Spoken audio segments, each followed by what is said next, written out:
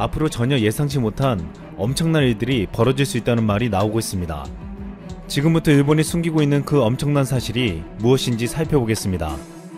최근 일본이 한국에게 빼앗긴 반도체를 되살리기 위해 반격에 나섰다는 보도가 나오고 있습니다. 요미우리 신문은 일본 정부가 세계 최대 반도체 파운드리 업체인 대만 TSMC 공장을 일본 내에 유치하고 긴밀히 협력하겠다고 했다고 19일 보도했습니다. 일본 정부가 해외 반도체 완성품 제조업체를 일본에 유치해 글로벌 시장에서 뒤처진 반도체 산업을 육성하겠다는 것이었습니다. 또한 첨단 반도체 제조 공장을 자국에 유치해 최근 바이러스와 같은 사태에서도 공급에 차질이 발생하지 않도록 하겠다고 했습니다. 이를 위해 일본 정부는 TSMC 등 해외 제조업체가 일본 내 공장을 짓고 일본 업체와 협력할 경우 수년간 1조 원이 넘는 거액을 투자할 계획을 세우고 있습니다. 일본의 도쿄대는 이미 TSMC와 손을 잡고 웨이퍼 시제품 공동 연구를 시작하기도 했습니다. TSMC의 올 2분기 세계 파운드리 시장 점유율은 51.9%로 1위였고 삼성전자는 18.8%로 2위였습니다. 1990년대 초까지 반도체 분야의 강자였던 일본은 이제는 가장 앞서가는 기업과 협력하는 형태로 쫓아가겠다는 전략을 세운 것으로 보이고 있습니다. 또한 도쿄 일렉트론을 비롯해 일본 반도체 설비업체나 연구기관과 공동개발을 전제로 공장을 설립하는 외국 기업들에게 수천억 엔에 달하는 자금 지원도 일본 정부가 검토하고 있다고 요미우리 신문은 덧붙였습니다. 즉 지금 일본은 자국의 기술로는 따라갈 수 없으니 막대한 자금을 투자해 외국 기업들을 유치하고 자국의 기업을 향상시키려고 하고 있는 것입니다. 다만 일본 정부의 구상이 현실화할 수 있을지는 미지수로 보이고 있습니다. 일본 경제산업성이 심지어 이를 위해 삼성전자와 협력도 검토하고 있다고 했는데 지난해 수출 규제로 삼성의 심기를 건드린 만큼 이는 실현 가능성이 힘들 것으로 판단하고 있습니다.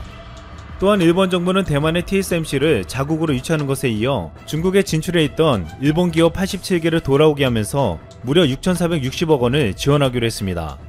일본 정부가 거액의 돈을 들여 이들을 일본 및 동남아로 분산시키겠다고 한 것입니다.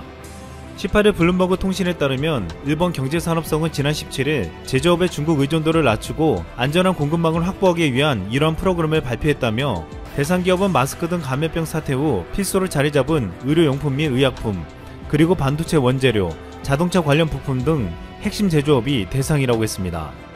마스크를 생산하는 아이리스 오야마와 샤프 등 57개 사업체는 일본으로 생산시설을 옮기고 각종 렌즈를 비롯해 하드디스크 드라이브용 유리기판을 제조하는 호야는 베트남과 라오스로, 자동차용 타이어, 니트릴 고무장갑 등을 생산하는 스미토모 러버 인더스트리는 중국에서 말레이시아로 생산기지를 옮길 예정입니다.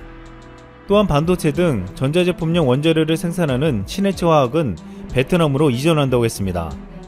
블룸버그 통신은 중국은 일본의 최대 교역 파트너였고 그동안 일본 기업들이 중국에 막대한 투자를 해왔지만 감염병 사태가 양국 간 경제협력 관계를 무너뜨렸다고 전했습니다.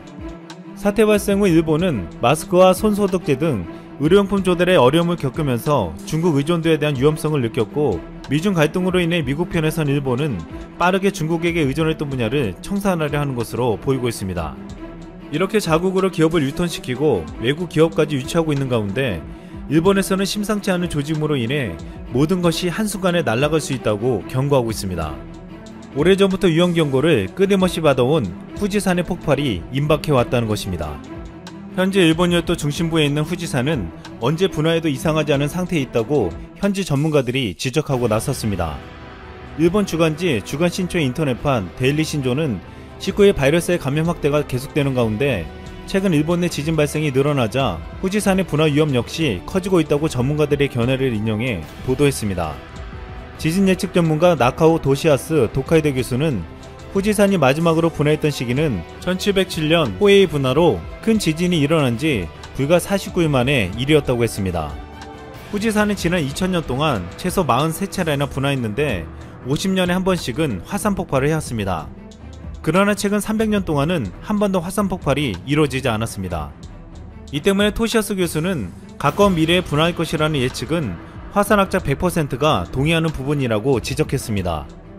화산학자 가마다 히로키 교토대 교수는 동일본 대지진은 후지산을 비롯한 활화산이 난립하는 일본 열도 지반에 큰 영향을 미쳤다며 그야말로 천년 만의 지각 변동기에 돌입했다고 해도 과언이 아니라고 말했습니다. 그러면서 동일본 대지진으로 인해 후지산의 발포 현상이 촉진된 것은 틀림없다면서 지금은 우연히 소강 상태를 유지하고 있을 뿐 앞으로 난카이 트로프를 진원으로 하는 대지진이나 어떤 자극이 마그마 덩어리에 가해지면 폭발할 가능성이 높다고 설명했습니다. 또한 후지산 과학연구소 소장인 후지 토시츠쿠 도쿄대 명예교수는 후지산에서 2000에서 2001년 신부 저주파 지진이 많이 관측됐다면서 사람은 체감할 수 없을 정도로 미세한 흔들림이지만 마그마나 화산가스의 움직임이 있음을 나타내는 분화의 전조현상 중 하나라고 했습니다. 그러면서 이전에 한 달에 10번 정도였던 흔들림은 100번 정도로 증가했고 이것이 반년간 지속돼 후지산이 언제 폭발해도 이상하지 않은 지금도 살아있는 화산임을 증명한 것이라고 지적했습니다. 이렇게 일본의 전문가들이 후지산의 폭발이 임박해왔다는 경고를 하고 있는 가운데 이 경고를 정말 심각하게 여겨하는 것은 후지산이 도쿄와 100km 거리에 있다는 사실입니다. 이 때문에 후지산이 폭발하면 도쿄는 물론 수도권 기능이 마비될 수 있다고 말하고 있습니다. 일본 기상청은 후지산이 대규모로 분화하면 도쿄까지 화산재가 날아와 최대 30cm 넘게 쌓인다는 분석 결과를 내놓기도 했는데 화산재가 5mm 이상 쌓이면 철도 운행이 불가능해지고 전선에 쌓일 경우 전선이 끊어질 수 있다고 했습니다. 또한 후지산이 대규모로 분화해 10에서 30cm 화산재가 쌓일 경우 대중교통이 마비되고 전력이 끊기는 등 도시 기능이 마비된다고 했습니다. 무엇보다 화산재를 흡입하면 폐 조직이 파괴돼 집단 피난 명령이 내려질 수도 있다고 했습니다. 이 때문에 2014년에는 일본 정부 차원에서 후지산 대폭발을 가정한 재난 대비 실전 훈련이 대규모로 진행되기도 했습니다. 만약 후지산이 300년처럼 대폭발을 한다면 흘러내리는 용암을 피해 가나가와 시즈오카, 야마나시현 주민 75만 명이 피난길을 올라야 한다고 했습니다. 또한 1707년 후지산이 분화했을 때 도카이 대지진이 동시에 일어났습니다. 이 지진 피해는 도카이도, 기이반도, 슈코쿠까지 이르러 2만 명 이상의 희생자를 냈고 가옥 6만호 파손, 유실가옥이 2만호 이르렀다는 기술이 있습니다. 이번에도 후지산이 분화하면 도카이 대지진 때처럼 동시에 일어날 수도 있다고 보고 있습니다.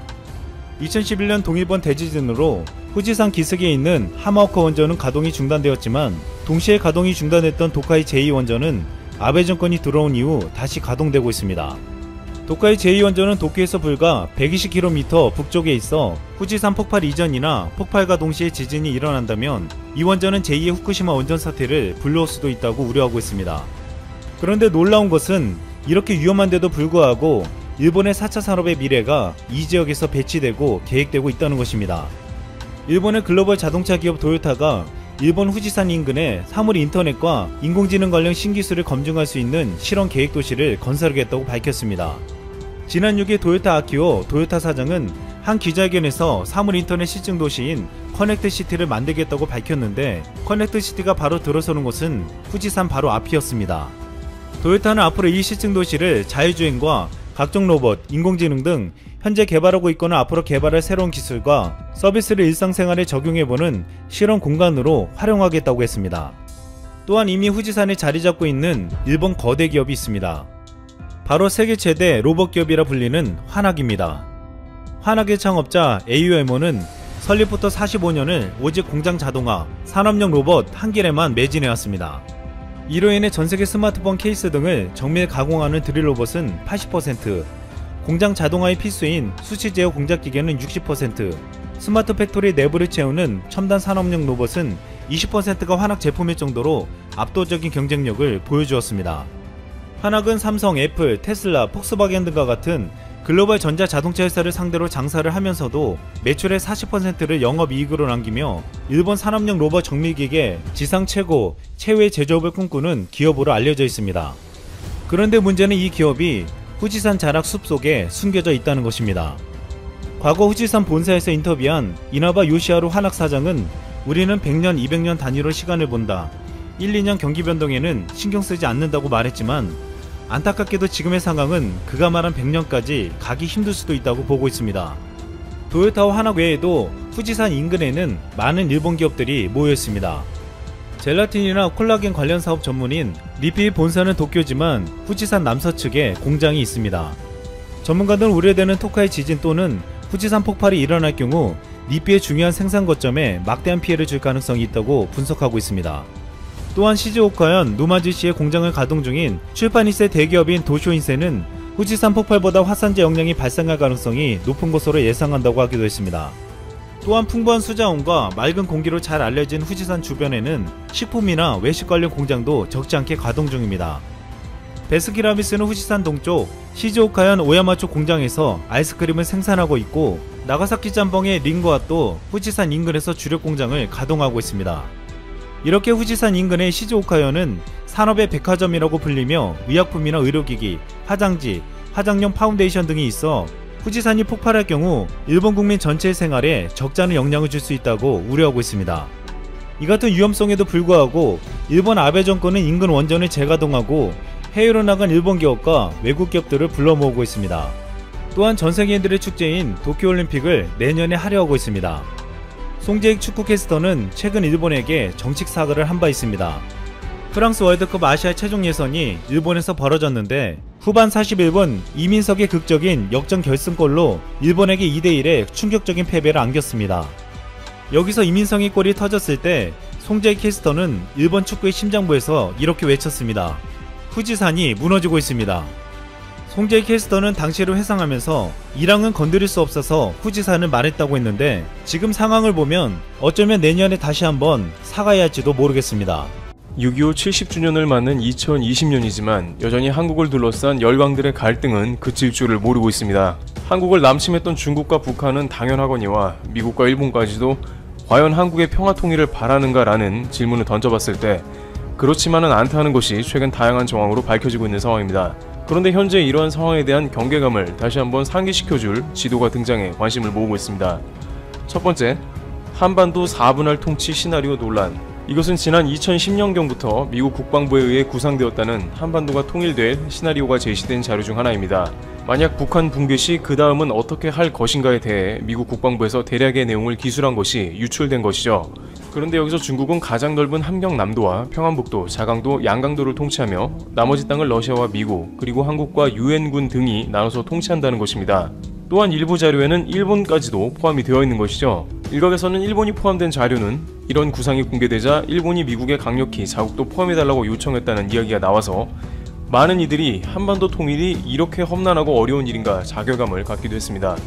이러한 자료는 공개가 된 이후에 일대 큰 혼란을 주었는데, 북한이 붕괴되면 한국이 북한의 영토를 흡수하는 게 아니라 한국을 둘러싼 열강들, 6.25에 관련된 국가들이 등장해서 자신들이 북한을 대부분 통치하겠다는 뜻으로 보입니다. 이러한 자료에는 지역 안정화라는 설명과 더불어 국가들이 돌아가면서 해당 지역을 통치할 것이라는 말도 나옵니다. 그러나 이렇게 북한 지역을 열강들이 한번 차지한다면 다시 그 땅이 한국으로 돌아올 가능성은 낮아 보입니다. 우리가 전체를 통제하면서 서서히 한반도를 복구해 나가고 평화의 땅으로 만들어 나가는 상상과는 정반대인 것입니다.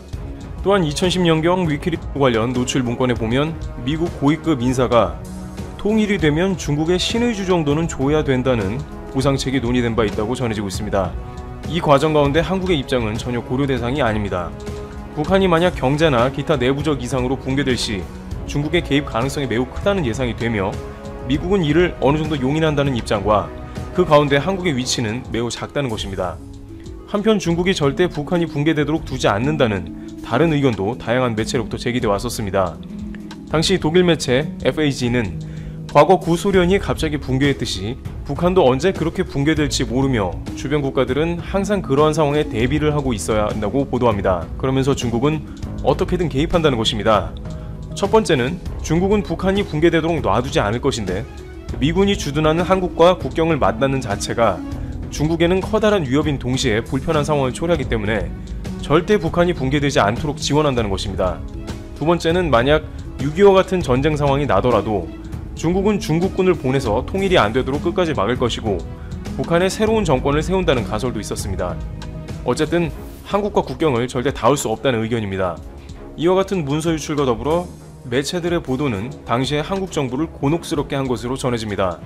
한국의 자주적 국방 혹은 주도적 통일에 관한 시나리오는 거의 없고 강대국 입맛대로 흘러갈 것이라는 관측이 다른 세력도 아니고 미국에서 나오고 있다는 것과 주변국들이 평화 통일에 대한 바람이나 추진은 거의 하지 않고 있다는 사실이 충격적이라는 것입니다. 최근 볼턴의 회고록이 출간되면서 어느 정도 한국을 둘러싼 국가들이 한국에 대한 통일을 어떻게 바라보는지도 대략의 정황이 판단되어 논란이 되었습니다.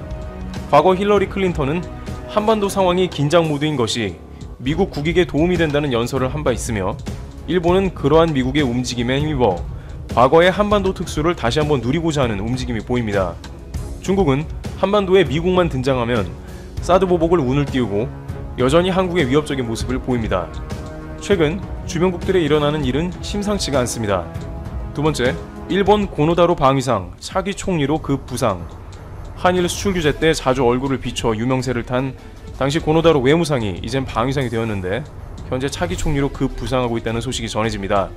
한국에 대해 공격적인 발언을 많이 한 고노다로가 만약 일본 차기 총리 자리에 앉는다면 한국 입장에서는 아베와 크게 다르지 않기 때문에 한일 간의 강대강 모두가 여전히 유지될 것으로 판단되는 등 좋지가 않습니다. 그가 아베의 바톤을 이어받을 수도 있다는 이유가 나왔는데 바로 최근 일본이 적 기지 공격에 관한 언급을 하면서 이 이슈와 관련된 고노다로가 차기 총리 선호도가 올라간 겁니다.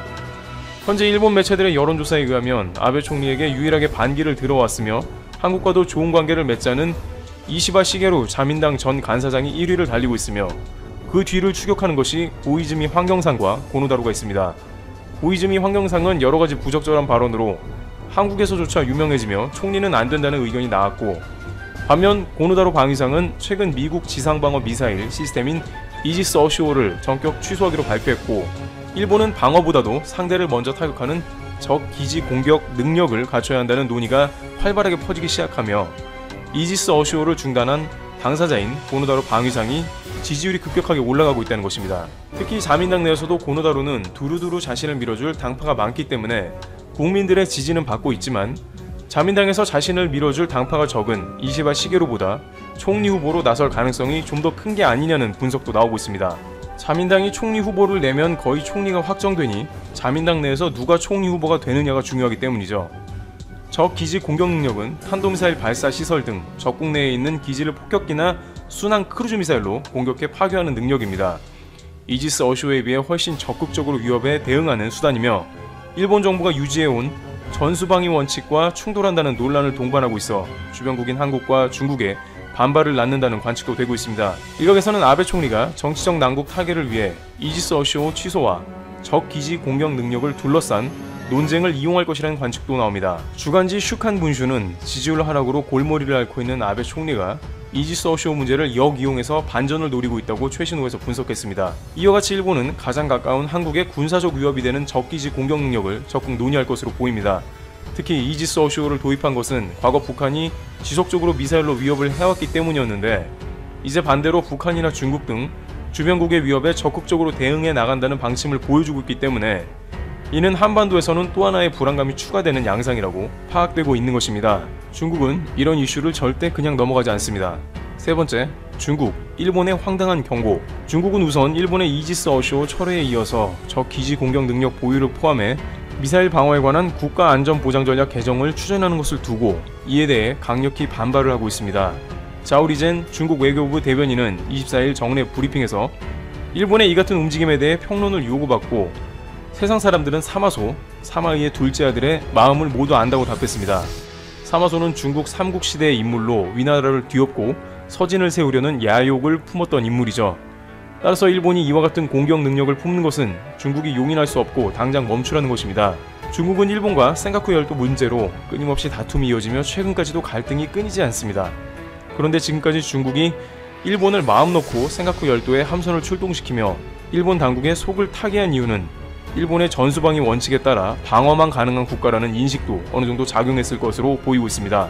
그런데 이제 일본이 중국 본토까지 타격이 가능한 장거리 미사일 개발 등을 본격적으로 논의하려 하자 즉각 반발하는 것입니다. 자오 대변인은 우리는 일본이 마음을 다해 역사의 교훈을 받아들이고 전수방위 원칙을 충실히 지키기를 바란다며 정확하게 전수방위 원칙을 지키라고 꽤나 강한 어조로 경고하고 있는 것입니다. 물론 일본이 이러한 룰은 지키는 것이 마땅합니다만 중국은 자신들의 열병식에서 대륙간 미사일인 둥펑을 내세우며 주변국의 힘을 과시한 장본인이 적반하장격 발언을 합니다. 한국 입장에서는 중국이 이렇게 나오는 것이 편할 수 없습니다. 한국도 그 누구보다도 자주 국방력을 키워가는 중이기 때문입니다. 네 번째, 한국을 계속 경계하는 중국. 한반도 핵무장론이 불가능할 이유가 다양하게 거론됩니다만 이 중에 가장 무게가 실리는 것 중 하나는 중국의 반대라고 합니다. 일본의 적 기지 공격 능력 논의에 대해 중국이 극렬하게 반대하는 모습이 나오고 있습니다. 하물며 한국의 핵무장 혹은 미국 핵무기 도입 등의 이슈가 발생한다면 중국은 제2의 사드 보복을 자행할 게 분명합니다. 중국은 한국에 대한 전반적인 태도가 매우 경계가 심하고 한국을 미국의 강한 동맹이라고 보고 있기 때문입니다. 바로 몇 주 전만 해도 중국은 한국과 중국이 방역 모범국이라며 전 세계가 한국, 중국과 같이 파트너십을 가져야 한다고 강조했습니다만 최근 중국은 관영신문을 통해서 한국을 비판합니다. 팬데믹 상황으로 미국을 비롯한 서방 국가의 대중 비난이 거센 가운데 중국 주요 매체가 미국의 동맹국인 한국과 일본 역시 중국의 코로나19 방역 성과를 배척하고 있다고 비판했습니다. 중국 공산당 기관지 인민일보 자매지인 황구시보는 25일 논평에서 세계 대부분 국가가 미국보다 중국의 방역 성과를 높게 평가하고 있다면서 그러나 미국과 대만, 일본, 한국 등에서 진행된 여론조사에서는 미국이 중국보다 방역 성과가 더 좋다고 평가한다고 지적했습니다. 황구시보는 유럽의 여러 국가들도 결국 중국식 방역을 따라해 성과를 거뒀다면서 이들 국가는 중국의 임명이 무엇보다 중요하다는 이념과 방식에 대해 긍정적으로 평가하고 인정한다고 주장했습니다. 그러면서 한국의 일본의 미국 제일주의, 미국 숭배주의가 이런 현상을 만들어냈다고 비판했습니다. 그러면서 한국에 대한 기존 논조를 갑자기 부정적으로 바꾼 것입니다. 중국은 이러한 관영지가 거의 유일한 매체이기 때문에 국민들은 이러한 영향이 매우 크다고 할 수 있습니다. 이와 같이 한국을 둘러싼 주변국들은 한반도의 평화 통일은 안중에도 없는 모습이 6.25 이후 70주년에도 동일합니다. 한국은 여전히 힘을 기르며 자주 국방을 해야 하고 절묘한 외교 전략으로 이를 이겨내야 할 것으로 관측됩니다.